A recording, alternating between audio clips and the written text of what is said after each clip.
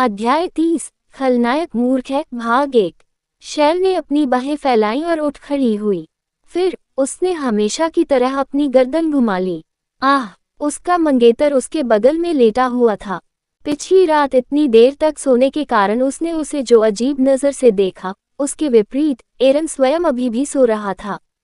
जागो! वह हिला भी नहीं। ऐसा लग रहा था जैसे उसे जागने में काफी समय लगेगा। बेशक वह इसके लिए इंतजार करने की जहमत नहीं उठाएगी।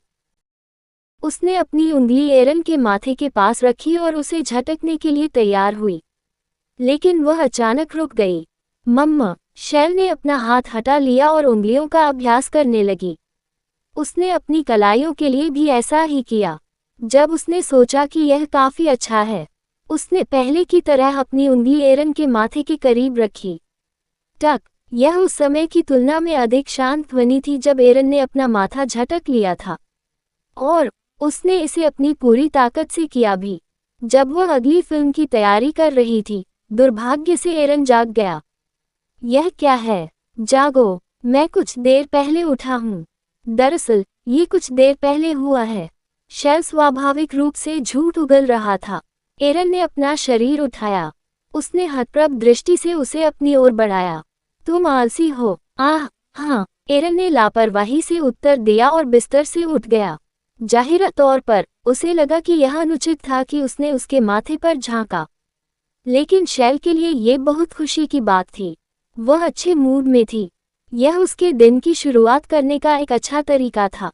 एरन अचानक मुस्कुराया। वह उन पत्तों के ढेर को देख रहा था जिनसे उन्होंने कल खेला था। वह शायद ताश के खेल का उपयोग करके उसे फिर से पीटने की योजना बना रहा था। ये देखने में साफ था, क्योंकि उसकी नज़र शैल के माथे पर टिकी हुई थी। क्या आप कल का कार्ड गेम फिर से खेलना चाहते हैं? शैल ने एक पल के लिए सोचा। कल की याद उसके दिमाग में फिर से कौंध गई। बस इसी बात से उसके माथे पर दर्द होने लगा, लेकिन वह भागना नहीं चाहती थी। हाँ, मैं करूँगा। उस पर एरन ने अपना हाथ खोला। शैल को मतलब समझ आ गया। 5 फ्लिक, ये बहुत बड़ा दांव था। अगर वह उस सब की चपेट में आ गई, तो उसका कोई माथा नहीं बचेगा। हालांकि जब उसने विपरीत मामले पर विचार किया, तो ये भी एक बहुत ही सुखद परिणाम होगा। इसलिए शैल ने सिर हिलाया। उसे सिर हिलाते देख एरन ने ताश का बंडल पकड़ लिया, लेकिन शैल ने तुरंत उन्हें छीन लिया। वह कार्डों को विभाजित करने वाली होगी। मैं अलग हो जाऊंगा। हाँ, आगे बढ़ो। शैल ने पत्ते बांटे। अब उसके हाथ में एक कार्ड था। एरन के पास 2 कार्ड थे।